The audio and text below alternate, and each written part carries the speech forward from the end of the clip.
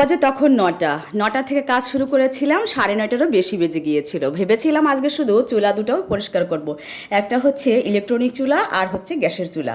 কিন্তু আর তেমন কোনো কাজ করার প্ল্যান ছিল না, ভেবেছিলাম জাস্ট চুলা দুইটা পরিষ্কার করব। ভাই, চুলা যখন পরিষ্কার হয়ে গিয়েছে, চকচকা হয়ে গিয়েছে, আমি কিন্তু আগেই সাবান সোডা দিয়ে ধুয়ে রেখেছিলাম, যেটা আমি ক্যামেরায় ধারণ করিনি। তারপর শুধু একটা শুকনো ন্যাকড়া দিয়ে মুছে নিয়েছি। তারপর পার্ট বাই পার্ট খুলে ফেলানো হয়েছিল, সেগুলো আবার সুন্দর করে সেট করে নিলাম। যখন এটা পরিষ্কার হয়ে গেছে ভাবলাম সেলফটা একটু তেল তেল হয়ে গেছে, এটা আবার পরিষ্কার করা দরকার। তারপর আর কি সব কিছু এটাও পরিষ্কার করলাম। আর ওয়ালের চারপাশে দেখছো কেমন চকচক করছে, অলটাকেও একদম পুরো হাই পর্যন্তই পরিষ্কার করা হয়েছে, চুলার নিচ অবধি পর্যন্ত। তাই আমার অনেক রাত হয়ে গিয়েছিল।